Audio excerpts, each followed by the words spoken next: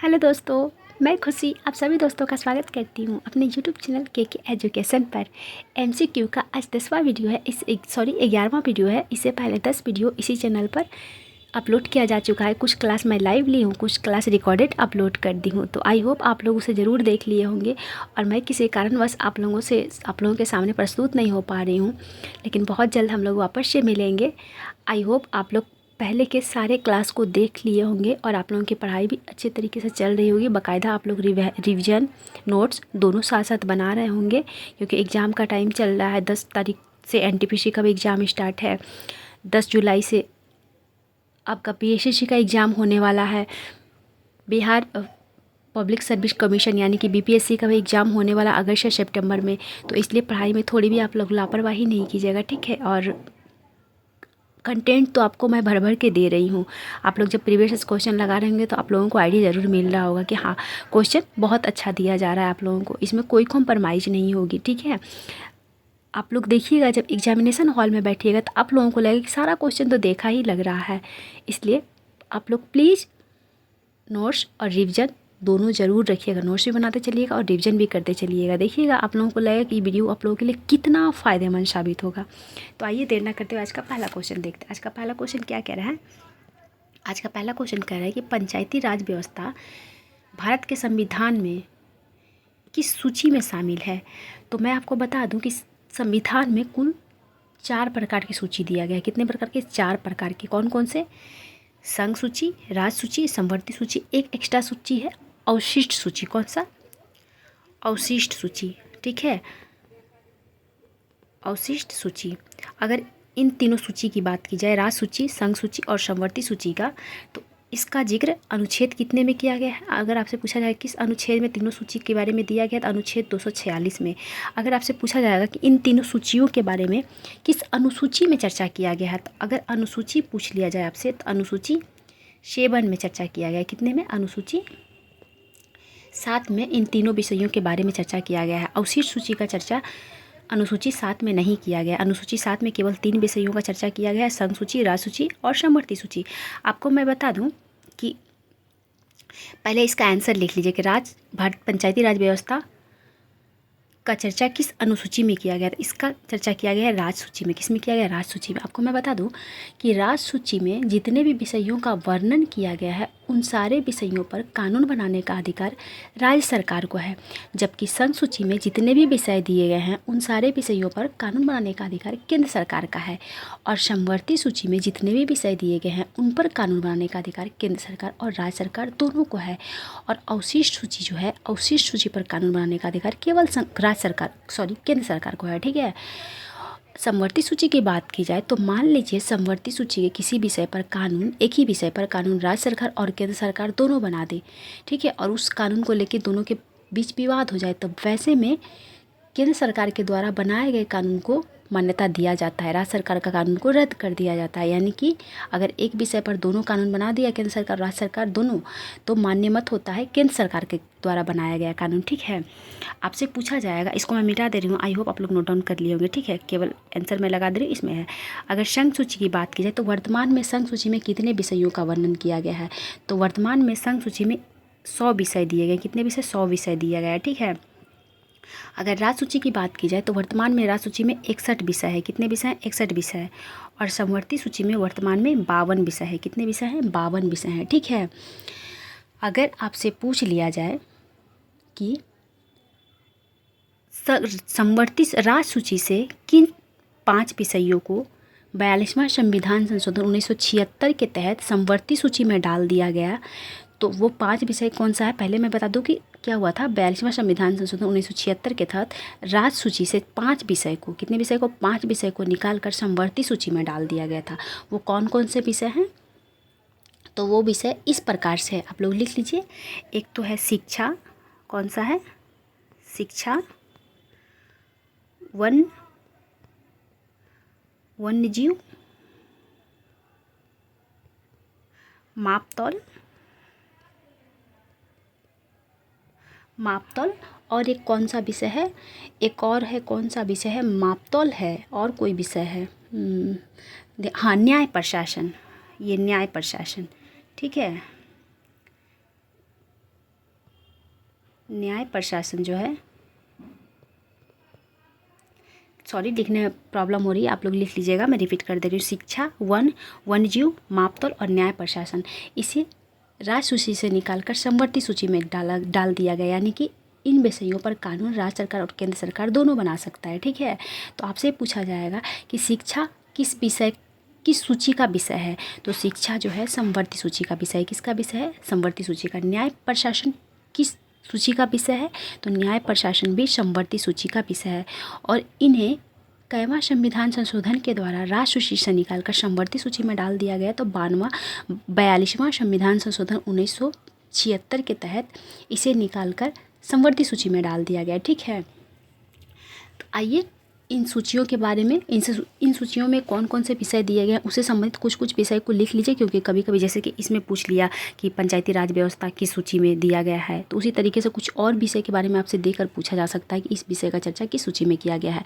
तो आपसे पूछा जाएगा पुलिस, जेल, व्यापार, वाणिज्य, कृषि, सिंचाई, मत्स्य पालन, स्थानीय सरकार, पशुपालन, सार्वजनिक स्वास्थ्य आदि किस सूची का विषय है, तो ये सारे विषय जो है राज्य सूची का है। किसका है? राज्य सूची का है। आइए समवर्ती सूची से संबंधित कुछ विषयों को देख लेते हैं।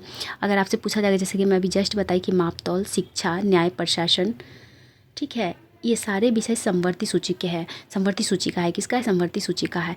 हाई कोर्ट और सुप्रीम कोर्ट को छोड़कर, ठीक है, हाई कोर्ट और सुप्रीम कोर्ट को छोड़कर सभी न्यायालयों का गठन भी समवर्ती सूची का विषय है। आपसे पूछा जाएगा कि जनसंख्या नियंत्रण किस सूची का विषय है, तो जनसंख्या नियंत्रण समवर्ती सूची का विषय है। किसका विषय? समवर्ती सूची का विषय है। परिवार नियोजन किसका विषय है, तो परिवार नियोजन भी समवर्ती सूची का विषय है। ठीक है, किसका विषय? समवर्ती सूची का विषय है। संघ सूची की विषय की बात की जाए तो आपसे पूछा जाएगा रक्षा किस सूची का विषय है, तो रक्षा संघ सूची का विषय है। किसका विषय है? रक्षा संघ सूची का विषय है। विदेशी मामला, बैंकिंग, मुद्रा, परमाणु ऊर्जा, रेलवे, डाक, तार संचार, जनगणना, ये सब किसके विषय हैं, तो ये सब सारे संघ सूची का विषय है। किसका विषय है? संघ सूची का विषय है। तो जैसे कि अभी जस्ट आप पढ़े कि जनसंख्या नियंत्रण जो है समवर्ती सूची का विषय है, उसी तरीके से अगर आपसे पूछ लिया जाए कि जनगणना किसका विषय है, तो जनगणना संघ सूची का विषय है। दोनों में बहुत कन्फ्यूजन होता है, क्योंकि दोनों का नाम जो है कॉमन सा लग रहा है, जनसंख्या नियंत्रण और जनगणना। इसलिए आप लोग जब भी ऐसा क्वेश्चन आए तो आप लोग ध्यानपूर्वक आंसर दीजिएगा कि जनगणना संघ सूची का विषय है, जबकि जनसंख्या नियंत्रण समवर्ती सूची का विषय है। ठीक है, आइए नेक्स्ट क्वेश्चन देखते हैं। आई होप आप लोग इसे नोट डाउन कर लिए होंगे। हाँ, अवशेष सूची का भी कुछ एग्जांपल देख लीजिए। आपके दिमाग में आएगा कि अवशेष सूची में तब कौन सा विषय दिया गया था। अवशेष सूची उस समय ऐसे ही रख दिया गया था कि मतलब मान लीजिए कोई विषय था, जब संविधान बन रहा था उस समय वो विषय नहीं था, लेकिन बाद में उस विषय को बनाया गया। तो उस विषय से संबंधित जो भी कानून होगा उस कानून को बनाने का कार्य करेगा केंद्र सरकार। जैसे कि उस समय इसरो नहीं था इसरो क्या नहीं था, आपका साइबर क्राइम नहीं था साइबर क्राइम भी नहीं था। तो इनसे संबंधित कानून बनाने का अधिकार किसे हो गया, तो केंद्र सरकार को हो गया। और ये किस सूची का विषय है, तो ये अवशिष्ट सूची का विषय है। किसका? अवशिष्ट सूची का विषय है। ठीक है, आइए नेक्स्ट क्वेश्चन देखते हैं। नेक्स्ट क्वेश्चन हमारा क्या कह रहा है? नेक्स्ट क्वेश्चन कह रहा है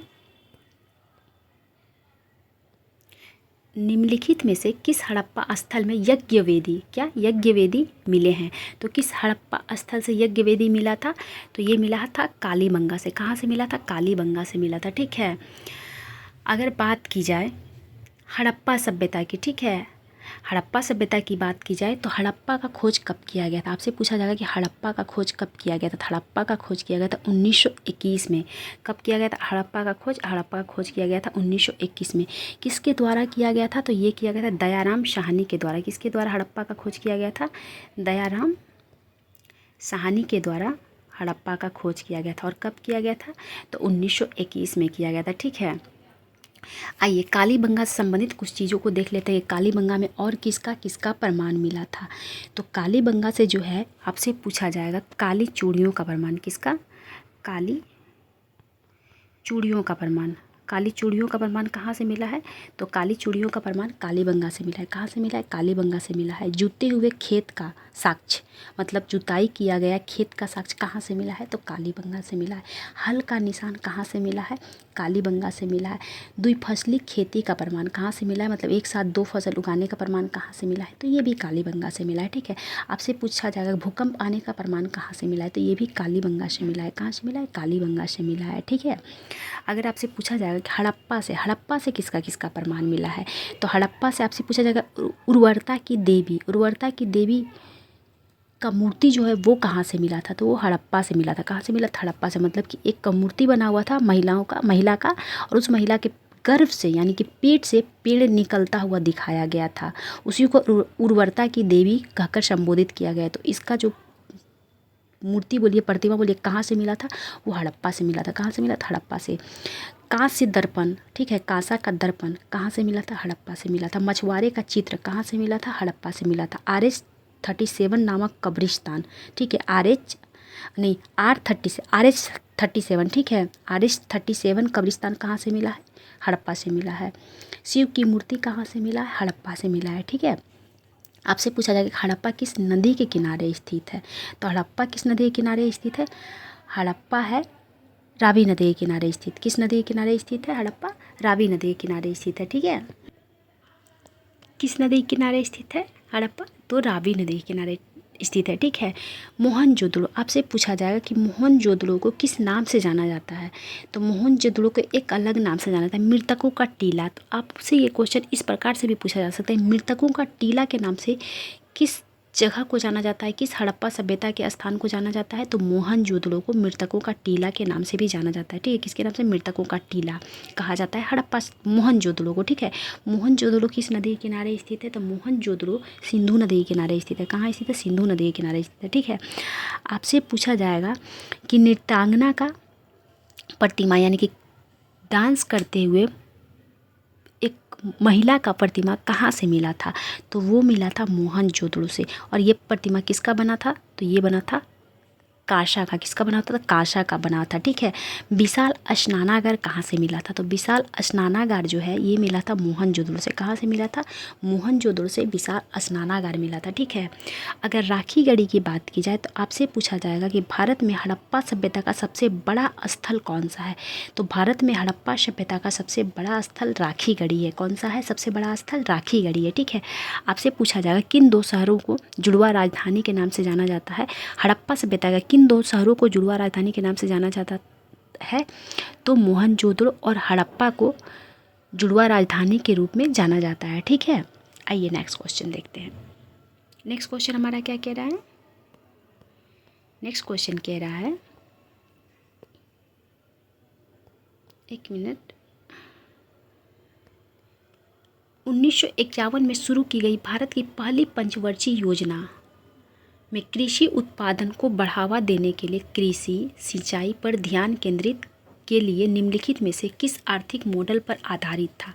यानी कि ये साफ साफ ये पूछना चाह रहा है कि प्रथम पंचवर्षीय योजना किस मॉडल पर आधारित था, तो प्रथम पंचवर्षीय योजना जो है हेराल्ड डोमर मॉडल पर आधारित था। किस पर आधारित था, हेरोड दिया इसमें, लेकिन हेराल्ड डोमर मॉडल होता है। ठीक है, हेराल्ड डोमर मॉडल पर आधारित था प्रथम पंचवर्षीय योजना। ठीक है, और देखिए इसी में जिक्र कर दिया कि अगर आपसे ये पूछ लिया जाए कि प्रथम पंचवर्षीय योजना का उद्देश्य क्या था, तो प्रथम पंचवर्षीय योजना का था कृषि को बढ़ावा देना। किसका क्या उद्देश्य था, कृषि को बढ़ावा देना। ठीक है, सेकेंड पंचवर्षीय योजना का मॉडल किस पर आधारित था, तो सेकेंड पंचवर्षीय योजना जो है ये आधारित था PC महालनोबिस मॉडल पर। किस पर, PC महालनोबिस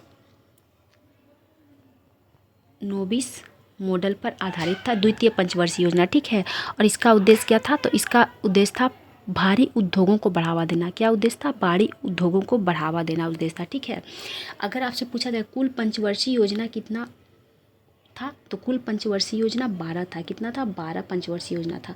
उसका कार्यकाल किस प्रकार से था, तो मैं कार्यकाल बता दे रही हूँ, आप लोग नोट डाउन कर लीजिए। देखिए पहला पंचवर्षीय योजना जो है, पहले तो आप ये जान लीजिए पंचवर्षीय योजना का प्रावधान कहाँ के संविधान से लिया गया था। पंचवर्षीय योजना का प्रावधान जो है वो लिया गया है सोवियत रूस यानी कि वर्तमान रूस से लिया गया। कहाँ से लिया गया है, वर्तमान रूस से लिया गया है। ठीक है, प्रथम पंचवर्षीय योजना की बात की जाए तो इसकी शुरुआत 1951 से 1956 के बीच हुआ था। कब हुआ था, 1951 से 1956 था। ठीक है, 1956 था। दूसरा का कार्यकाल था 1956 से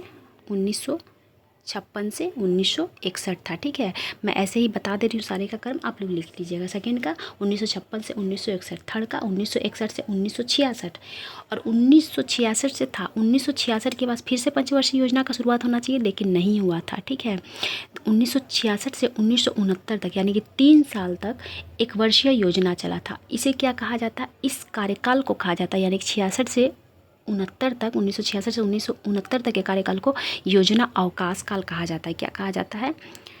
योजना अवकाश काल। ठीक है, अवकाश काल कहा जाता है। आपसे पूछा जाएगा योजना अवकाश काल का समय क्या है, तो योजना अवकाश काल का समय था 1966 से 1969। ठीक है, 1966 से 1969। फिर चौथी पंचवर्षीय योजना का कार्यकाल क्या था, तो चौथी पंचवर्षीय योजना का कार्यकाल था 1969 से 1974। क्या था? 1969 से 1974। पाँचवीं पंचवर्षीय योजना का कार्यकाल तो 1974 से 1978। कितना था? 1974 से 1978। आपसे पूछा जाएगा किस पंचवर्षीय योजना का कार्यकाल 5 वर्ष नहीं होकर 4 वर्ष था, तो पाँचवीं पंचवर्षीय योजना, कौन सा? पाँचवीं पंचवर्षीय योजना का कार्यकाल 5 साल ना होकर 4 साल ही था। ये क्वेश्चन भी एग्जाम में पूछा जा चुका है कि कौन से पंचवर्षीय योजना का कार्यकाल 5 साल ना होकर 4 साल ही था, तो पाँचवीं पंचवर्षीय योजना का। आप लोग इसे ट्रिक वाइज भी याद रखिएगा कि पाँचवा का कार्यकाल 5 साल ना होकर 4 साल था। ठीक है, तो किसका कार्यकाल 4 साल का ही था? पंचवर्षीय योजना का, तो पाँचवीं पंचवर्षीय योजना का। ठीक है, आपसे पूछा जाएगा छठी पंचवर्षीय योजना का कार्यकाल, तो छठी पंचवर्षीय योजना का कार्यकाल जो है वो था 1980 से 85। क्या था? 1980 से 85, क्योंकि 78 से 80 तक, 1978 से 80 तक फिर एक वर्षीय योजना चला था। इसे रोलिंग प्लान कहा जाता है। क्या कहा जाता है? रोलिंग प्लान कहा जाता है। देखिए इस टाइम यहाँ तक आते हैं तो 2 गैपिंग मिल गया ना आपको, 2 गैपिंग, एक तो 1966 से 1969 और एक दूसरा गैपिंग क्या मिला, तो 1978 से 1980। लेकिन 1966 से 1969 वाले गैपिंग को क्या कहा जाता है? योजना अवकाश काल। जबकि 1978 से 1980 वाले कार्यकाल को क्या कहा जाता है? एक वर्षीय योजना को, तो इसे कहा जाता है रोलिंग प्लान के नाम से जाना जाता है। किस प्लान से? रोलिंग प्लान के नाम से। ठीक है, अगर आपसे पूछा जाएगा कि छठा का कार्यकाल क्या था, ठीक है, तो छठा का कार्यकाल था 1980 से 85। क्या था? 1980 से 85।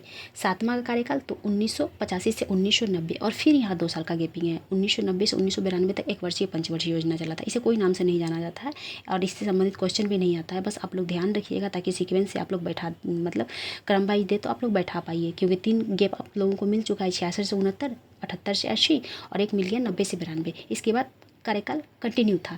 अगर आपसे पूछा जाएगा कि 8वीं पंचवर्षीय योजना, 7वीं पंचवर्षीय योजना का कार्यकाल आप लोग देख लिए 1985 से 1990। 8वीं पंचवर्षीय योजना का कार्यकाल 1990 से 92, सॉरी 1992 से 1997। क्या था? 1992 से 1997।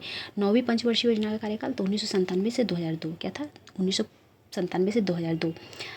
10वीं पंचवर्षीय योजना का कार्यकाल 2002 से 2007। क्या था? 2002 से 2007। 11वीं पंचवर्षीय योजना का कार्यकाल 2007 से 2012 और 12वीं एवं अंतिम पंचवर्षीय योजना का कार्यकाल 2012 से 2017 था। क्या था? 2012 से 2017।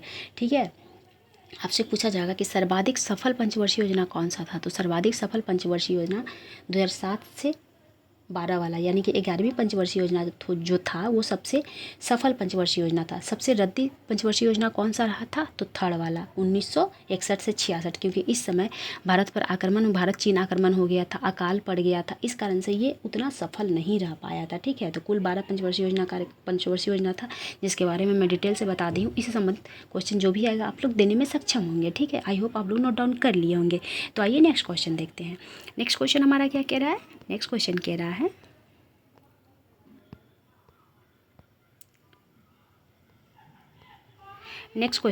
है कौन सा भारतीय राज्य उत्तर, दक्षिण और पश्चिम में बांग्लादेश से घिरा हुआ है? तो वो कौन सा भारतीय राज्य है जो तीनों तरफ से बांग्लादेश से घिरा हुआ है? तो वो है त्रिपुरा। कौन सा है? त्रिपुरा। ये क्वेश्चन इस प्रकार से भी पूछा जा सकता है कि कौन सा भारतीय राज्य तीनों ओर से बांग्लादेश से घिरा हुआ है, तो वो त्रिपुरा हो जाएगा। खैर इसमें तो क्रम ही दे दिया कि उत्तर, दक्षिण और पश्चिम से कौन सा राज्य घिरा हुआ है, तो त्रिपुरा। ठीक है, अगर बांग्लादेश की बात की जाए तो आपसे पूछा जाएगा कि बांग्लादेश की सीमा किस किस भारतीय राज्यों से लगता है, तो बांग्लादेश की सीमा कुल 5 भारतीय राज्य से लगता है। कितना? 5 भारतीय राज्य से। कौन कौन से? तो आइए देख लेते हैं उसे। पश्चिम बंगाल, मिजोरम, मेघालय, त्रिपुरा और असम। किसका किसका सीमा लगता है बांग्लादेश से? पश्चिम बंगाल, त्रिपुरा, जैसा कि अभी जस्ट देखे आप लोग, मिजोरम, कौन सा, मिजोरम, असम, असम, और एक कौन सा है, एक है मेघालय। कौन सा है, मेघालय। इन 5 राज्यों का सीमा बांग्लादेश से लगता है। किससे लगता है, बांग्लादेश से लगता है।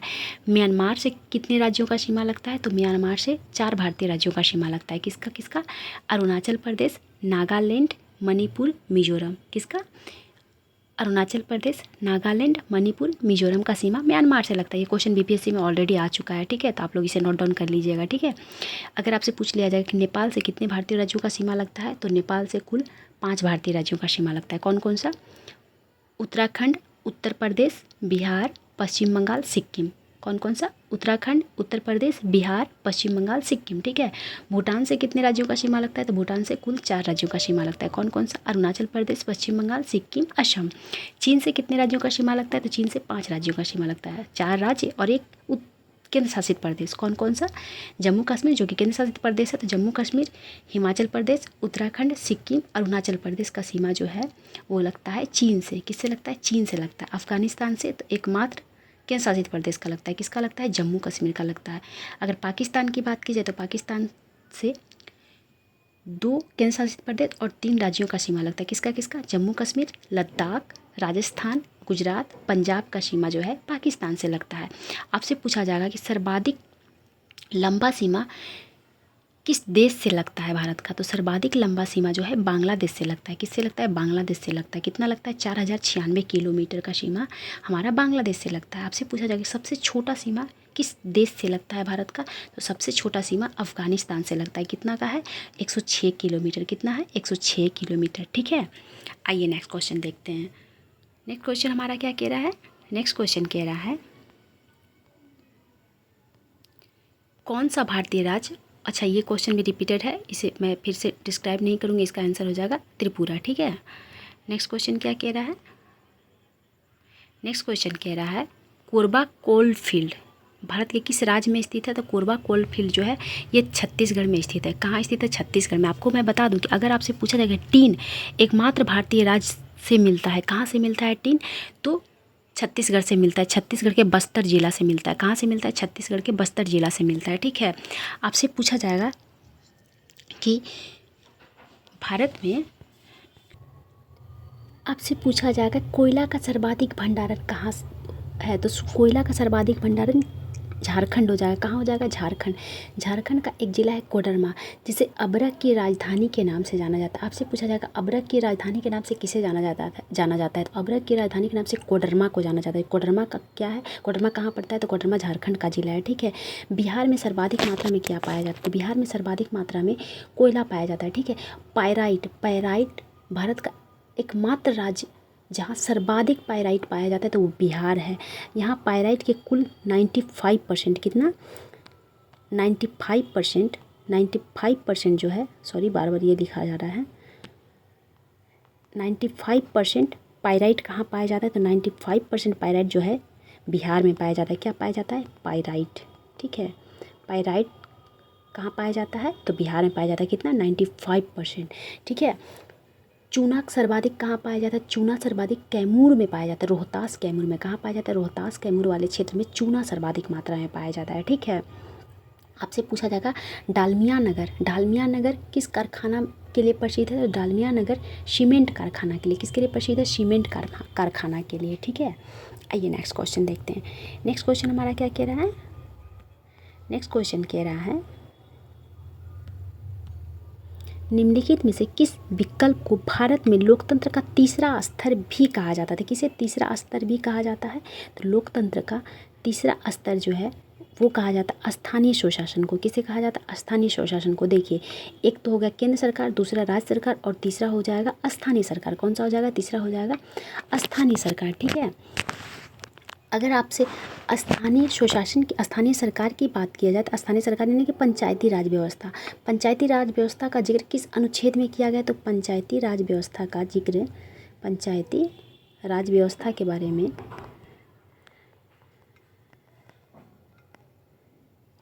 अनुच्छेद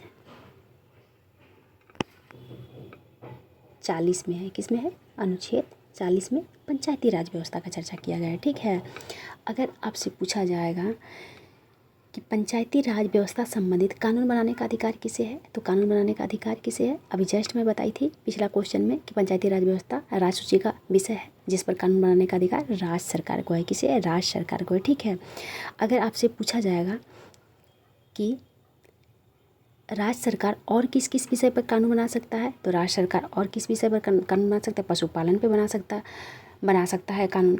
इसके बाद आपका जाके पुलिस पर कानून बना सकता है। ये सब सारे संबंधित जो है, ये सब सारे विषय जो है वो राज्य सूची का विषय है, जो कि राज्य सरकार के अंतर्गत आता है। ठीक है, स्थानीय स्वशासन की बात की जाए तो स्थानीय स्वशासन एक तो होता है पंचायती राज व्यवस्था, दूसरा होता है नगर निगम नगर पालिका, क्योंकि शहर वाले क्षेत्र में तो नगर पालिका नगर निगम ही होता है, नगर पालिका के अंदर ही नगर निगम सब आता है।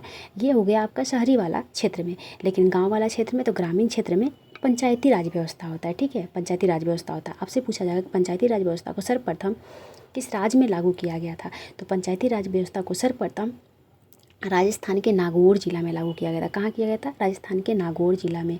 ठीक है, आपसे पूछा जाएगा कि जब पंचायती राज व्यवस्था को संवैधानिक दर्जा दिया गया 73वां संविधान संशोधन के तहत, तो इसे लागू करने वाला पहला राज्य कौन सा था, तो पहला राज्य मध्य प्रदेश था। कौन सा था? मध्य प्रदेश था इसे लागू करने वाला पहला राज्य। ठीक है, आइए नेक्स्ट क्वेश्चन देखते हैं। नेक्स्ट क्वेश्चन हमारा क्या कह रहा है?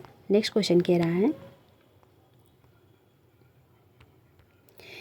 पुष्यमित्र शुंग द्वारा मारे जाने वाला अंतिम मौर्य शासक कौन था, तो पुष्यमित्र शुंग के द्वारा अंतिम मौर्य शासक कौन था जिसे मार दिया गया था, तो वो था बृहद्रथ। कौन था? बृहद्रथ। मौर्य वंश का बृहद्रथ अंतिम शासक था। तो मौर्य वंश का स्थापना किसके द्वारा किया गया था, तो मौर्य वंश का स्थापना जो है चंद्रगुप्त मौर्य के द्वारा किया गया था। किसके द्वारा किया गया था? चंद्रगुप्त मौर्य के द्वारा मौर्य वंश का स्थापना किया गया था, जिसका अंतिम शासक था बृहद्रथ। ठीक है, अगर दशरथ की बात की जाए तो दशरथ कौन था? ये था अशोक सम्राट का पोता। कौन था? अशोक सम्राट का पोता। इसके द्वारा क्या किया था? इसके द्वारा नागार्जुनी पहाड़ी पर 3 गुफाओं का निर्माण किया गया था, और 3 गुफाओं का निर्माण करवा कर ये आजीवक संप्रदाय को दे दिया गया था। किसे दिया गया था? आजीवक संप्रदाय को दे दिया गया था। तो कौन कौन सा गुफा इसके द्वारा बनवाया गया था? गोपिका। कौन सा? गोपिका गुफा किसके द्वारा बनाया गया था? दशरथ के द्वारा। दशरथ कौन था? सम्राट अशोक का पोता था। वदती गुफा किसके द्वारा बनवाया गया था? दशरथ के द्वारा। वहीकक गुफा। कौन सा? वहीयक गुफा किसके द्वारा बनवाया गया था? दशरथ के द्वारा बनवाया गया था। ठीक है, दशरथ के द्वारा बनवाया गया था, और ये तीनों गुफा कर बनवाकर आजीवक संप्रदाय को दे दिया गया था। किस संप्रदाय को दे दिया गया था? आजीवक संप्रदाय को दे दिया गया था। ठीक है, आजीवक संप्रदाय का संस्थापक कई बार पूछा जाता है कि आजीवक संप्रदाय का संस्थापक कौन था। आजीवक संप्रदाय का संस्थापक था मोगली गोसाल। कौन था? मोगली गोसाल जो है वो आजीवक संप्रदाय का संस्थापक था। ठीक है, तो कौन था आजीवक संप्रदाय का संस्थापक? मखली गोसाल। थोड़ी मोगली गोसाल ना, मखली गोसाल जो है आजीवक संप्रदाय का संस्थापक था। ठीक है, और आजीवक संप्रदाय को मानने वाला एकमात्र मौर्य शासक कौन था? तो एकमात्र मौर्य शासक था बिंदुसार। बिंदुसार जो है वो आजीवक संप्रदाय को मानता था, जबकि चंद्रगुप्त मौर्य जो है वो जैन धर्म को मानता था। किस धर्म को मानता था? जैन धर्म को मानता था। और अशोक की बात की जाए तो सम्राट अशोक बौद्ध धर्म को ग्रहण कर लिया था कलिंग युद्ध के बाद। ठीक है, तो उनका 3 महान शासक तीनों अलग अलग धर्म को मानते थे। चंद्रगुप्त मौर्य जैन धर्म को मानते थे, बिंदुसार जो चंद्रगुप्त मौर्य का बेटा था वो आजीवक संप्रदाय को मानता था, जबकि बिंदुसार का बेटा अशोक था, अशोक मानता था बौद्ध को। किस धर्म को मानता था? बौद्ध धर्म को मानता था। ठीक है, आइए नेक्स्ट क्वेश्चन देखते हैं। ये भी देखिए, ये भी किस संप्रदाय से संबंधित है, तो ये भी संबंधित है मौर्य साम्राज्य से। किस संबंधित है? मौर्य साम्राज्य से संबंधित है। ठीक है, नेक्स्ट क्वेश्चन हमारा क्या कह रहा है? नेक्स्ट क्वेश्चन कह रहा है बगलिहाल बांध। कौन सा? बगलिहाल बांध जो है ये कहाँ स्थित है, तो बगलिहाल बांध जो है ये जम्मू कश्मीर में स्थित है। कहाँ स्थित है? जम्मू कश्मीर में। और किस नदी पर स्थित है, तो ये चिनाब नदी पर स्थित है। किस नदी पर स्थित है? चिनाब नदी पर बगलिहाल परियोजना स्थित है। चिनाब नदी पर कुछ और भी परियोजना है जो बहुत ही प्रमुख है, कई बार एग्जाम में पूछा जा चुका है, आप लोग उसे भी नोट डाउन कर लीजिए। मैं बता दे रही हूँ, सलाल परियोजना। कौन सा? आपसे पूछा जाएगा सलाल परियोजना किस नदी पर स्थित है? सलाल परियोजना चिनाब नदी पर स्थित है। किस पर? चिनाब नदी पर। दुलहस्ती परियोजना। कौन सा? दुलहस्ती परियोजना। आपसे पूछा जाएगा दुलहस्ती परियोजना किस नदी पर स्थित है? दुलहस्ती परियोजना चिनाब नदी पर स्थित है। रतले परियोजना। कौन सा? रतले या रतले। ठीक है, रतले परियोजना किस नदी पर स्थित है? रतले परियोजना भी चिनाब नदी पर स्थित है। किस नदी पर? चिनाब नदी पर स्थित है। ठीक है। गुजरात की अगर बात की जाए तो गुजरात में एक बहुत ही प्रसिद्ध है सरदार सरोवर बांध। सरदार सरोवर बांध कहाँ स्थित है? गुजरात में। किस नदी पर स्थित है? नर्मदा नदी पर। किस पर? नर्मदा नदी पर। तेलंगाना की बात की जाए तेलंगाना में कालेश्वरम परियोजना है। कौन सा? कालेश्वरम परियोजना तेलंगाना में स्थित है। किस नदी पर स्थित है कालेश्वरम परियोजना? तो कालेश्वरम परियोजना गोदावरी नदी पर स्थित है। किस पर स्थित है? गोदावरी नदी पर स्थित है। ठीक है। आइए नेक्स्ट क्वेश्चन देखते हैं। नेक्स्ट क्वेश्चन हमारा क्या कह रहा है? नेक्स्ट क्वेश्चन कह रहा है संस्कृत व्याकरण का विकास पाणिनि के साथ शुरू होता है। उनकी पुस्तक का नाम क्या है? यानी कि पाणिनि का कौन सा पुस्तक है इनमें से? तो पाणिनि का पुस्तक है अष्ट अध्याय। कौन सा पुस्तक? अष्ट अध्याय। ये एक हिंदी व्याकरण है, संस्कृत व्याकरण है, जो किसके द्वारा लिखा गया था? पाणिनि के द्वारा लिखा गया था। किसके द्वारा लिखा गया था? पाणिनि के द्वारा लिखा गया था। ठीक है। अगर आपसे बात की जाए बुद्ध चरित, तो बुद्ध चरित किसके द्वारा लिखा गया था? ये लिखा गया था अश्वघोष के द्वारा। किसके द्वारा लिखा गया था? अश्वघोष के द्वारा बुद्ध चरित लिखा गया था। ठीक है। किसके द्वारा लिखा गया था? अश्वघोष के द्वारा बुद्ध चरित लिखा गया था। ठीक है। आइए नेक्स्ट क्वेश्चन देखते हैं। नेक्स्ट क्वेश्चन हमारा क्या कह रहा है? नेक्स्ट क्वेश्चन कह रहा है कि भारत में हरित क्रांति के संदर्भ में HYV का फुल फॉर्म क्या होता है? क्या होता है इसका फुल फॉर्म? तो इसका फुल फॉर्म होता है हाई यील्डिंग वेराइटीज प्रोग्राम। क्या होता है? High yielding varieties program HYVB का फुल फॉर्म होता है। ठीक है। अगर हरित क्रांति की बात की जाए तो हरित क्रांति का शुरुआत कब हुआ था? तो हरित क्रांति का शुरुआत जो है ये हुआ था उसी योजना काल के दौरान, योजना अवकाश काल के दौरान, यानी कि 1966 से 68 के बीच भारत में हरित क्रांति का शुरुआत हुआ था। ठीक है। आपसे पूछा जाएगा कि सफ़ेद क्रांति, श्वेत क्रांति का संबंध किससे है? तो श्वेत क्रांति का संबंध दूध उत्पादन से है। किससे संबंधित है? दूध उत्पादन से श्वेत क्रांति का संबंध है। पीली क्रांति का संबंध किससे है? तो पीली क्रांति का संबंध तेल से है। किससे है? तेल से है। आपसे पूछा जाएगा कि गुलाबी क्रांति का संबंध किससे है? तो गुलाबी क्रांति का संबंध झींगा मछली से और प्याज से है। किससे? झींगा मछली और प्याज से है। ठीक है। लाल क्रांति का संबंध किससे है? तो लाल क्रांति का संबंध जो है ये टमाटर और लाल मिर्च से है। किससे? टमाटर और लाल मिर्च से लाल क्रांति का संबंध है। ठीक है। आपसे पूछा जाएगा परमनी क्रांति का संबंध किससे है? तो परमनी क्रांति का संबंध जो है भिंडी उत्पादन से है। किससे है? भिंडी उत्पादन से परमनी क्रांति का संबंध है। ठीक है। आपसे पूछा गया सैफ्रॉन क्रांति का संबंध किससे है? तो ये केसर उत्पादन से संबंधित है। किससे संबंधित है? केसर उत्पादन से संबंधित है। ठीक है। आपसे पूछा जाएगा हरित क्रांति में सर्वाधिक लाभ किसे हुआ था? किस फसल को हुआ था? तो हरित क्रांति में सर्वाधिक लाभ जो है गेहूँ को हुआ था। किसको हुआ था? गेहूँ और चावल को हुआ था सर्वाधिक लाभ। ठीक है। आइए नेक्स्ट क्वेश्चन देखते हैं। हाँ, एक क्वेश्चन और जान लीजिए आप लोग। आपसे पूछा जाएगा कि हरित क्रांति का जनक किसे कहा जाता है? हरित क्रांति का जनक जो नॉर्मन बोरलॉग को कहा जाता है। किसे कहा जाता है हरित क्रांति का जनक?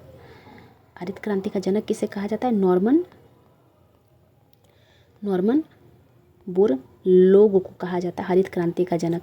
लेकिन अगर यही क्वेश्चन आपसे घुमा के पूछ लिया जाए कि भारत में हरित क्रांति का जनक किसे कहा जाता है? तो भारत में हरित क्रांति का जनक जो है वो किसे कहा जाता है? MS स्वामीनाथन को कहा जाता है। किसे कहा जाता है? MS स्वामीनाथन को भारत में हरित क्रांति का जनक कहा जाता है। जबकि विश्व लेवल पे पूछा जाए कि विश्व लेवल पे या फिर डायरेक्ट आपसे भारत का जिक्र नहीं करे, आपसे डायरेक्ट पूछेगा कि हरित क्रांति का जनक किसे कहा जाता है, तो नॉर्मन बोरलॉग हो जाएगा। ठीक है।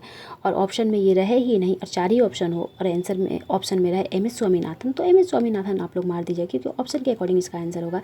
लेकिन अगर आपसे पूछ लिया जाएगा भारतीय हरित क्रांति का जनक किसे कहा जाता है, तो MS स्वामीनाथन को कहा जाता है, जिसे 2024 में भारत के सर्वोच्च नागरिक सम्मान भारत रत्न से भी सम्मानित किया गया था। ठीक है। आइए नेक्स्ट क्वेश्चन देखते हैं। नेक्स्ट क्वेश्चन हमारा क्या कह रहा है? नेक्स्ट क्वेश्चन कह रहा है कि संविधान सभा का आखिरी सत्र कब से कब तक चला था? तो बताइए संविधान सभा का आखिरी सत्र कब से कब तक चला था? बताइए तो क्या हो जाएगा आंसर? क्या 9 दिसंबर से 23 सितंबर 1946 या 12 से 15 नवंबर 1949 या 24 से 25 जनवरी 1946? इसका आंसर क्या हो जाएगा? तो इसका आंसर हो जाएगा इनमें से कोई नहीं। क्या हो जाएगा? इनमें से कोई नहीं। आपको मैं बता दूं कि भारतीय संविधान सभा का कुल 11 सत्र चला था। कितना चला था? 11 सत्र चला था और अंतिम सत्र जो है वो 24 जनवरी 1950 को था। क्या था? 24 जनवरी 1950 को आखिरी सत्र था। ठीक है। और पहला सत्र 9 दिसंबर 1946 ठीक है बैठा था पहला सत्र। आइए नेक्स्ट क्वेश्चन देखते हैं। नेक्स्ट क्वेश्चन हमारा क्या कह रहा है? नेक्स्ट क्वेश्चन कह रहा है निम्नलिखित में से कौन संघ सूची का विषय नहीं है? तो अभी जस्ट मैं इसे विस्तार पूर्वक बता चुकी हूँ, बहुत सारे विषयों के बारे में भी बता चुकी हूँ, तो आप लोग आंसर देने में सक्षम होंगे कौन सा विषय संघ सूची का नहीं है। तो क्या भारत की रक्षा नहीं है, रेल एवं राष्ट्रीय राजमार्ग नहीं है, या पुलिस नहीं है, जनगणना नहीं है? तो आप लोग को जस्ट मैं बता चुकी हूँ कि जनगणना जो है, या रेल है, राष्ट्रीय राजमार्ग है, भारत की रक्षा, ये सब सारे संघ सूची का विषय है, जबकि पुलिस राज सूची का विषय है। क्या है? पुलिस राज सूची का विषय है। ठीक है, आइए नेक्स्ट क्वेश्चन देखते हैं। नेक्स्ट क्वेश्चन हमारा क्या कह रहा है? नेक्स्ट क्वेश्चन कह रहा है निम्नलिखित में से किसके अनुमोदन से भारत सरकार द्वारा भारत की संचित निधि से धन निकाला जाता है? तो किसके अनुमोदन से संचित निधि से धन निकाला जा सकता है? तो ये संसद के अनुमोदन से। किसके अनुमोदन से? संसद के अनुमोदन से ही भारत की संचित निधि से धन निकाला जा सकता है। ठीक है, संचित निधि का चर्चा किस अनुच्छेद में किया गया है? तो संचित निधि का चर्चा जो है अनुच्छेद 266 में किया गया है। कितना में किया गया है? 266 में। एक होता है कौन सा निधि? एक होता है आकस्मिक निधि। कौन सा निधि? जैसे कि ये संचित निधि है ना, उसी तरह से आकस्मिक निधि भी होता है। एक आकस्मिक निधि। कौन सा निधि? आकस्मिक निधि। आकस्मिक निधि का चर्चा किस अनुच्छेद में किया गया है? आकस्मिक निधि का चर्चा जो है अनुच्छेद 267 में किया गया है। और आकस्मिक निधि से धन निकालने के लिए किसका अनुमोदन की आवश्यकता पड़ता है? तो ये पड़ता है राष्ट्रपति के अनुमोदन से ही आकस्मिक निधि से धन निकाला जा सकता है, जबकि संचित निधि से धन संसद के अनुमोदन से निकाला जाता है। और संचित निधि का चर्चा अनुच्छेद 266 में है और आकस्मिक निधि का चर्चा जो है 267 में है। आकस्मिक निधि से धन निकाला जाता है उस टाइम जब कोई इमरजेंसी पड़ जाए, जिसका योजना पहले से ना हो, वो इमरजेंसी पड़ जाए। जैसे कि अभी कुछ ही दिन पहले कोरोना आया था। कोरोना एक प्रकार का आकस्मिक चीज़ है। उसमें धन, अगर उसमें जो धन का जरूरत पड़ गया था तो कहाँ से निकाला गया था? उस समय धन आकस्मिक निधि से निकाला गया था। बाद में अलग की बात है कि इस निधि में पैसा रख दिया जाता है जितना खर्च होता है, लेकिन निकाला आकस्मिक निधि से वैसे ही इमरजेंसी के समय निकाला जाता है और राष्ट्रपति के अनुमोदन से निकाला जाता है। जिसका अनुमान नहीं हो, जिसका कोई योजना नहीं हो, वैसा कुछ इमरजेंसी आ जाए भारत में, तो वैसे कंडीशन में धन निकाला जाता है आकस्मिक निधि से। ठीक है, आइए नेक्स्ट क्वेश्चन देखते हैं। नेक्स्ट क्वेश्चन क्या है हमारा? नेक्स्ट क्वेश्चन पूछ रहा है कि 2011 की जनगणना के अनुसार 1000 से अधिक लिंगानुपात वाले बिहार के जिलों की पहचान करें। तो कौन सा जिला हो जाएगा? क्या सिवान, गोपाल तथा सारण हो जाएगा, या केवल गोपालगंज हो जाएगा, या फिर गोपालगंज, सारण, नवादा, या सिवान तथा गोपालगंज हो जाएगा? तो इसका आंसर गोपालगंज हो जाएगा, केवल गोपालगंज। यहाँ का लिंगानुपात कितना था? तो यहाँ का लिंगानुपात 1021 था, यानी कि 1000 पुरुष पर 1021 महिलाएँ थी। तो ये हो जाएगा बिहार का सर्वाधिक लिंगानुपात वाला जिला। तो आपसे पूछा जाएगा अगर बिहार का सर्वाधिक लिंगानुपात वाला जिला कौन सा है? तो गोपालगंज। कौन सा हो जाएगा? गोपालगंज। और न्यूनतम लिंगानुपात वाला जिला आपसे पूछा जाएगा, न्यूनतम लिंगानुपात वाला जिला कौन सा हो जाएगा? तो न्यूनतम लिंगानुपात वाला जिला मुंगेर है। कौन सा है? मुंगेर है। यहाँ का लिंगानुपात कितना है? तो 876 है, यानी कि 1000 पुरुष पर मात्र 876 महिला है। ठीक है, अगर आपसे पूछा जाए कि बिहार का लिंगानुपात कितना है, ओवरऑल बिहार का लिंगानुपात आपसे पूछ लिया जाए तो बिहार का लिंगानुपात 918 है। कितना है बिहार का लिंगानुपात? 918 है। और बिहार का शिशु लिंगानुपात कितना है? तो बिहार का शिशु लिंगानुपात जो है वो हो जाएगा 935। कितना हो जाएगा बिहार का शिशु लिंगानुपात? 935 शिशु लिंगानुपात, जबकि लिंगानुपात 918 हो जाएगा। ठीक है, और सर्वाधिक लिंगानुपात वाला जिला गोपालगंज, न्यूनतम लिंगानुपात वाला जिला मुंगेर। कौन सा हो जाएगा? मुंगेर हो जाएगा। बिहार का जनसंख्या कितना है? तो बिहार का जनसंख्या जो है 10,40,99,452। कितना है? 10,40,99,452 ये है बिहार का जनसंख्या 2011 के जनगणना के अनुसार। ठीक है, आइए नेक्स्ट क्वेश्चन देखते हैं। नेक्स्ट क्वेश्चन हमारा क्या कह रहा है? नेक्स्ट क्वेश्चन कह रहा है कि वज्जी संघ के लिच्छवियों को पराजित करने वाला मगध का शासक कौन था? यानी कि वज्जी गणराज्य को पराजित करने वाला मगध का शासक जो था वो कौन था निम्न में से? तो ये था अजातशत्रु। अजातशत्रु के द्वारा वज्जी संघ से 16 वर्षों का संघर्ष चला था। कितने वर्षों का? 16 वर्षों का संघर्ष चला था। और इसी संघर्ष के दौरान अजातशत्रु के द्वारा जो 2 नए हथियारों का प्रयोग किया गया था। कौन सा हथियार? एक तो आपसे पूछा जाएगा रथ मूसल। कौन सा हथियार? रथ मूसल और महाशिला कंटक। ठीक है, महाशिला कंटक। इन दोनों हथियार का शिला कंटक, इन दोनों हथियार को दिखाया गया है महाबली, कौन सा मूवी है वो? बाहुबली। हाँ, बाहुबली मूवी में इन दोनों हथियारों का दिखाया गया है। ठीक है, रथ मूसल और महाशिला कंटक। तो रथ मूसल और महाशिला कंटक का प्रयोग किसके द्वारा किया गया था? सर्वप्रथम अजातशत्रु के द्वारा किया गया था। किसके द्वारा? अजातशत्रु के द्वारा रथमूसल और महाशिला कंटक नामक 2 हथियारों का प्रयोग सर्वप्रथम किया गया था। और अजातशत्रु किस वंश का शासक था? तो ये हर्यक वंश का शासक था। किस वंश का? हर्यक वंश का शासक था। ठीक है, अजातशत्रु किसका शासक था? हर्यक वंश का। हर्यक वंश के संस्थापक कौन थे? तो हर्यक वंश के संस्थापक थे बिंबिसार। कौन थे? बिंबिसार। तो हर्यक वंश का संस्थापक बिंबिसार था। बिंबिसार का पुत्र था अजातशत्रु। ठीक है, नागदशक कौन था? तो नागदशक जो है हर्यक वंश का अंतिम शासक था। नागदशक कौन था? नागदशक हर्यक वंश का अंतिम शासक था। और उदयन कौन था? तो उदयन जो है अजातशत्रु का बेटा था। आपसे पूछा जाएगा कि पाटलिपुत्र को राजधानी के रूप में किसके द्वारा बनाया गया था सर्वप्रथम? तो राजधानी के रूप में पाटलिपुत्र को उदयन के द्वारा बनाया गया था। किसके द्वारा बनाया गया था? उदयन या उदयन, दोनों इसी का नाम है। इसी के द्वारा पाटलिपुत्र को राजधानी के रूप में बनाया गया था। और हर्यक वंश का संस्थापक कौन था? बिंबिसार। और अंतिम शासक नागदशक था। ठीक है, अजातशत्रु को, इस वंश को आपसे पूछा जाएगा, हर्यक वंश को पितृहंता वंश के नाम से भी जाना जाता है। क्या जाना था? पितृहंता। और पितृहंता क्यों कहा जाता है? क्योंकि अजातशत्रु के द्वारा अपने पिता बिंबिसार को मारकर गद्दी को प्राप्त किया गया था, इसलिए इसे पितृहंता के नाम से भी जाना जाता है। अजातशत्रु को पितृहंता के भी नाम से भी जाना जाता है और इस वंश को पितृहंता वंश के भी नाम से जाना जाता है, क्योंकि उदयन जो है ये भी अपने पिता अजातशत्रु की हत्या करके ही गद्दी को प्राप्त किया था। ठीक है, आइए नेक्स्ट क्वेश्चन देखते हैं। नेक्स्ट क्वेश्चन क्या है? नेक्स्ट क्वेश्चन है कि मगध साम्राज्य का वास्तविक संस्थापक कौन था? तो मगध साम्राज्य का वास्तविक संस्थापक कौन था? इसका मतलब कोई संस्थापक भी था, इसीलिए तो पूछा कि वास्तविक संस्थापक कौन था। तो वास्तविक संस्थापक था बिंबिसार। कौन था? बिंबिसार। अभी जस्ट मैं बताई इससे पहले वाले क्वेश्चन में कि बिंबिसार जो है हर्यक वंश का संस्थापक था, यानी कि मगध साम्राज्य का वास्तविक संस्थापक बिंबिसार था। मगध साम्राज्य का संस्थापक जो है एक और था। कौन था? बृहद्रथ। वो बृहद्रथ नहीं जो कि मौर्य साम्राज्य का अंतिम शासक था, ये दूसरा बृहद्रथ है। ठीक है, इसके द्वारा मगध साम्राज्य का स्थापना किया गया था सर्वप्रथम। इसी का बेटा था जरासंध। कौन था? जरासंध। राजगीर में जाइएगा तो आज भी जरासंध का अखाड़ा पाया जाता है, वो बृहद्रथ का ही बेटा था जो मगध साम्राज्य का स्थापना किया था।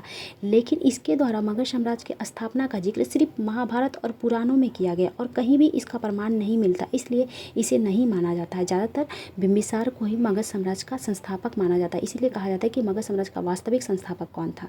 तो वास्तविक संस्थापक बोल देगा, पूछ लेगा तो बिंबिसार हो जाएगा। फिर मगध साम्राज्य का पहला साम्राज्य कौन सा था? तो कौन सा वंश था? तो बिंबिसार वंश, आपका हर्यक वंश हो जाएगा। तो क्वेश्चन के अकॉर्डिंग अगर आपको वहाँ पर नहीं दिया रहेगा, वहाँ पर दिया रहेगा बृहद्रथ के बारे में, तो आप लोग बृहद्रथ को मार दीजिएगा, तो ऑप्शन के अकॉर्डिंग रहेगा। या फिर आपसे पूछा जाएगा महाभारत में किस वंश का जिक्र किया गया है कि मगध साम्राज्य का स्थापना किया गया था? तो बृहद्रथ का। किसका? बृहद्रथ का। ठीक है, और एक दूसरा बृहद्रथ जो मौर्य साम्राज्य का अंतिम शासक था। ठीक है, आइए नेक्स्ट क्वेश्चन देखते हैं। यही जरासंध जो है ये बृहद्रथ का बेटा था और इसी का अखाड़ा राजगीर में पाया जाता है। ठीक है,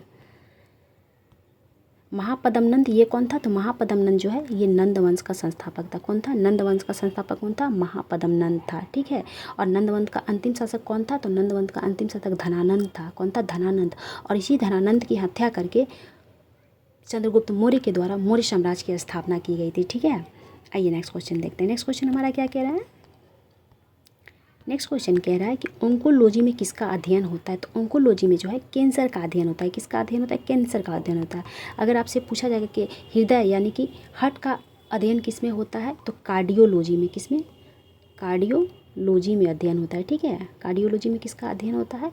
हार्ट का यानी कि हृदय का अध्ययन होता है। ठीक है, अगर किडनी की बात की जाए तो किडनी का नेफ्रोलॉजी में। किसका? नेफ्रोलॉजी में किसका अध्ययन होता है? तो नेफ्रोलॉजी में किडनी का अध्ययन होता है। ठीक है, उत्तक की बात की जाए तो हिस्टोलॉजी में। कौन सा? हिस्टोलॉजी में किसका अध्ययन होता है? तो हिस्टोलॉजी में जो है, हिस्टोलॉजी में वो होता है उत्तक यानी कि टिश्यू का अध्ययन होता है। ठीक है, आपसे पूछा जाए किडनी का इकाई क्या है? तो किडनी का इकाई नेफ्रॉन है। क्या है? किडनी का इकाई नेफ्रॉन है। और अध्ययन किस में होता है यानी कि स्टडी किस में होता है किडनी का? तो नेफ्रोलॉजी में। ठीक है, और इसीलिए किडनी के जो डॉक्टर होते हैं, किडनी के स्पेशलिस्ट डॉक्टर, उसको नेफ्रोलॉजिस्ट कहा जाता है। क्या कहा जाता है? नेफ्रोलॉजिस्ट कहा जाता है। ठीक इसी तरह हृदय स्पेशलिस्ट जो डॉक्टर होते हैं उसे कार्डियोलॉजिस्ट कहा जाता है। क्या कहा जाता है? कार्डियोलॉजिस्ट कहा जाता है। ठीक है, और उत्तक का अध्ययन किस में होता है? तो हिस्टोलॉजी में होता है। किस में होता है? हिस्टोलॉजी में होता है। ठीक है, आइए नेक्स्ट क्वेश्चन देखते हैं। नेक्स्ट क्वेश्चन हमारा क्या कह रहा है? नेक्स्ट क्वेश्चन कह रहा है कि इंसुलिन के अतिस्रावन से, किससे? अतिस्रावन से कौन सी बीमारी होती है? तो कौन सी बीमारी होती है? क्या मधुमेह या हाइपोग्लाइसीमिया या हीमोफीलिया या इनमें से कोई नहीं? तो इसका आंसर हो जाएगा बी। क्या हो जाएगा? बी, यानी कि इंसुलिन के अतिस्रावन से हाइपोग्लाइसीमिया हो जाता है, जबकि इंसुलिन की कमी से इसकी कमी से कौन सी बीमारी होती है, तो इसकी कमी से मधुमेह बीमारी हो जाती है। इंसुलिन की कमी से कौन सी बीमारी होती है, मधुमेह बीमारी होती है, जबकि इसके अतिस्रावन से हाइपोग्लाइसीमिया होता है। ठीक है, इंसुलिन का स्रावन कहाँ से होता है, तो इंसुलिन का स्रावन जो है अग्नाशय से होता है। कहाँ से होता है, अग्नाशय से, जिसे पेनक्रियाज भी कहा जाता है। क्या कहा जाता है, पेनक्रियाज भी कहा जाता है। अग्नाशय के कौन से सेल से इंसुलिन का स्रावन होता है, तो बीटा सेल से, यानी कि बीटा कोशिका से, अग्नाशय के बीटा कोशिका से इंसुलिन का स्रावन होता है। इंसुलिन का कार्य क्या है, तो इंसुलिन का कार्य है कि आपके बॉडी में जो एक्स्ट्रा ग्लूकोज है, ठीक है, एक्स्ट्रा ग्लूकोज को ग्लाइकोजन में कन्वर्ट कर देता है। किसमें, एक्स्ट्रा ग्लूकोज को ग्लाइकोजन में कन्वर्ट करने का कार्य कौन करता है, तो इंसुलिन करता है। आपसे पूछा जाए ग्लाइकोजन जो है वो कहाँ संचित होता है, तो ग्लाइकोजन जो है, ग्लाइकोजन आपके लीवर और मांसपेशियों में, किसमें, ग्लाइकोजन संचित यानी कि स्टोर रहता है, तो लीवर में और मांसपेशियों में एक्स्ट्रा ग्लाइकोजन स्टोर रहता है। ठीक है, और यही ग्लाइकोजन जो है जब आपके शरीर में एनर्जी नहीं रहता है तो ग्लूकोज में कन्वर्ट होकर आपके शरीर को एनर्जी देता है। और मधुमेह जिसको है, यानी कि शुगर बीमारी जिसको है, उसमें इंसुलिन का स्रावन नहीं होता है। ठीक है, इसीलिए उसके ब्लड में शुगर का मात्रा ज़्यादा बढ़ जाता है, क्योंकि ब्लड में जो एक्स्ट्रा शुगर होता है उसको कन्वर्ट करने वाला कोई रहता ही नहीं, क्योंकि इंसुलिन का ही तो कार्य है कि एक्स्ट्रा शुगर को ग्लाइकोजन में कन्वर्ट करना। लेकिन जब इंसुलिन ही नहीं रहेगा शरीर में तो ग्लाइकोजन में कन्वर्ट कौन करेगा, इसीलिए उसको कौन सा बीमारी हो जाता है, तो शुगर बीमारी हो जाता है। जबकि इसके अधिकता से कौन सा बीमारी हो जाता है, हाइपोग्लाइसीमिया। अगर हीमोफीलिया की बात की जाए तो हीमोफीलिया एक प्रकार का आनुवांशिक बीमारी है। कौन सा बीमारी है, आनुवांशिक बीमारी है, आनुवांशिक बीमारी है। ठीक है, आनुवांशिक बीमारी कौन सा है, हीमोफीलिया आनुवांशिक बीमारी। हीमोफीलिया में क्या होता है, जैसे हीमोफीलिया होता है उसमें रक्तस्राव अधिक होता है। जैसे कि मान लीजिए कहीं हाथ उत कट गया तो उसका रक्त रुकने का नाम ही नहीं लेता है, रक्त बहते ही रह जाता है। हीमोफीलिया बहुत गंदा बीमारी है, जिसको हीमोफीलिया है उसका ऑपरेशन नहीं हो पाता है, क्योंकि ब्लड का थक्का जमता ही नहीं है, ना के बराबर ब्लड थक्का जमना हो जाता है, यानी कि नहीं जमता है, लगभग नहीं जमता है ब्लड का थक्का। और जब ब्लड का थक्का नहीं जमेगा तो कहीं भी कटेगा तो ब्लड कंटिन्यू बहेगा, तो वो आदमी तो मर ही जाएगा ना। इसीलिए कहा जाता है हीमोफीलिया बहुत डेंजर बीमारी है। हीमोफीलिया को शाही रोग भी कहा जाता है। क्या कहा जाता है, शाही रोग भी कहा जाता है, क्योंकि ब्रिटेन की महारानी को सर्वप्रथम ये बीमारी हुआ था, इसीलिए इसे शाही रोग भी कहा जाता है। क्या कहा जाता है, शाही रोग भी कहा जाता है इसे। और एक इससे कौन सा बीमारी के नाम से जाना जाता है, इसे क्रिसमस रोग भी कहा जाता है। क्या कहा जाता है, क्रिसमस रोग के नाम से भी हीमोफीलिया को ही जाना जाता है। ठीक है, नेक्स्ट क्वेश्चन क्या है हमारा, नेक्स्ट क्वेश्चन कह रहा है कि विटामिन डी का रासायनिक नाम क्या है। तो विटामिन डी का रासायनिक नाम क्या है, क्या कैलो कैल्सीफेरोल है या अर्गो कैल्सीफेरोल है, तो इसका आंसर हो जाएगा कैल्शियम फेरोल। कौन सा, कैल्सीफेरोल है, सॉरी कैल्शियम फेरोल, इसका हो जाएगा कैल्सीफेरोल। ठीक है, विटामिन डी का रासायनिक नाम क्या है, कैल्सीफेरोल जो है विटामिन डी का रासायनिक नाम है। और विटामिन D2 का कौन सा, विटामिन D2 का नाम कौन सा है, तो अर्गो कैल्सीफेरोल। ठीक है, विटामिन D2 का नाम है अर्गो कैल्सीफेरोल, ये विटामिन D2 का नाम है।